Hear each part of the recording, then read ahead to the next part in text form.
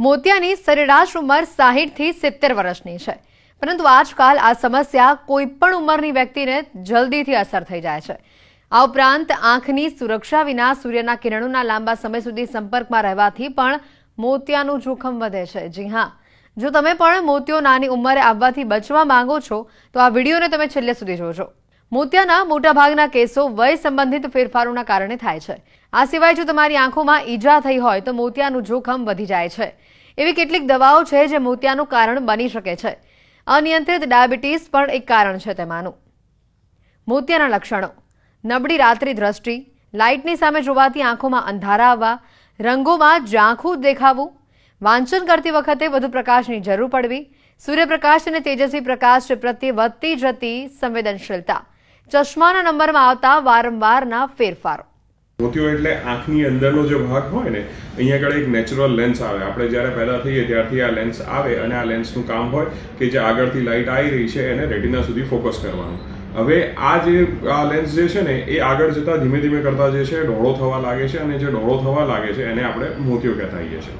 મોતિયો જે આવ્યો હોય એના માટે આપણને જે છે ને અમુક સિમ્ટમ્સ હોય આપણે સમજી અને ડૉક્ટરને બતાવવું જરૂરી હોય છે। આ સિમ્ટમ્સ કયા કયા હોઈ શકે કે સૌથી પહેલાં તો આપણે જો રાતના ટાઈમે ડ્રાઇવિંગ કરવું હોય ને તો આપણને થોડુંક ડિફિકલ્ટ પડે। સામેથી આવતી જે લાઇટ્સ હોય ને એ એકદમ ફેલાઈ જતી હોય એવું લાગે તો એ મોતિયાના કારણે થાય છે। સિગ્નલ પરની લાઇટ કે તમે ઊભા રહીને જોશો ને ક્યારેક તો એ ગોળ નહીં દેખાય, ફેલાઈ ગયેલી લાગશે, તો એ મોતિયાના કારણે થઈ શકતું હોય છે। સાથે વાંચવું કે લખવું હોય ને તો એના માટે આપણે પહેલાં જેટલી લાઇટ જોઈતી ને એના કરતાં વધારે લાઇટ જોઈએ કે ઘરમાં કોઈ આપણે રૂમની અંદર એક ટ્યુબલાઇટમાં પહેલાં સારી રીતે કામ કરી શકતા હતા, પણ આજે એ ટ્યુબલાઇટમાં આપણે સરખી રીતે કામ નથી કરી શકતા। આંખો ખેંચાય છે અને વધારે ટ્યુબલાઇટની જરૂર પડે કે બીજે અમુક જગ્યાએ આપણે ટોર્ચ લાઇટ કરીને પણ કામ કરવું પડે, તો આ બધું જે છે મોતિયાના કારણે થઈ શકતું હોય છે। ઝીણા અક્ષરો જે છે વાંચવામાં ધીમે ધીમે તકલીફો વધતી જાય, ક્યાં તો 40 વર્ષની ઉંમર પછી જઈને જે છે એ વારે ઘડીએ ચશ્માના નંબર બદલાતા જાય, તો આ બધી વસ્તુઓ જે છે એ મોતિયાના કારણે થઈ શકતી હોય છે।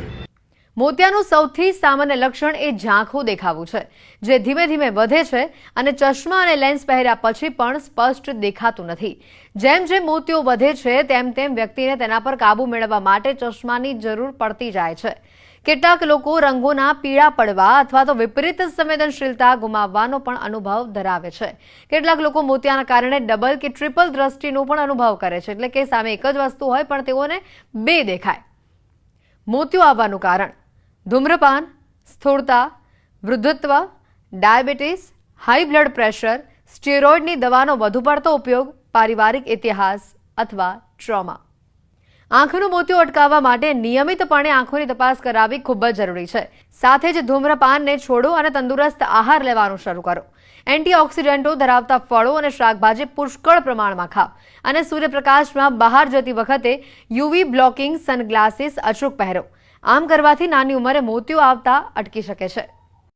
ઇવન આ મોતિયો જે લોકો આલ્કોહોલની જે લોકોને આદત છે અથવા કે જેમને સ્મોકિંગની આદત છે એ લોકોને પણ મોતિયાની અસર જે છે ખાસી જલ્દી આવતી હોય છે। અને સાથે જે લોકોની સ્થૂળતા વધારે છે, જે લોકો વધારે એક્ટિવિટી ડે ટુ ડે નથી કરતા હોતા, એ લોકોને પણ મોતિયો જલ્દી આવી શકતો હોય છે। હવે જો આપણે આ મોતિયાથી બચવું હોય તો એના માટે જે છે એ આપણે સ્મોકિંગ કે આલ્કોહોલની જે આપણી આદતો છે એનાથી દૂર રહેવું જોઈએ। આપણે જો તડકાની અંદર બહાર નીકળી રહ્યા છે તો પ્રોપર જે એના પ્રોટેક્ટિવ ગ્લાસીસ આવતા હોય છે, જે સનગ્લાસ આવતા હોય છે, એનો યુઝ કરવો જોઈએ। અને સાથે આપણે ડે ટુ ડે જે છે એન્ટીઓક્સિડન્ટ અને વિટામિન્સ ધરાવતા જે આપણા ફ્રૂટ હોય છે કે વેજીટેબલ્સ હોય છે એ બધાનો યુઝ જે છે વધારે કરવો જોઈએ, જેનાથી આપણે આ અર્લી એજની અંદર જે છે મોતિયો આવતા અટકાવી શકીએ છીએ।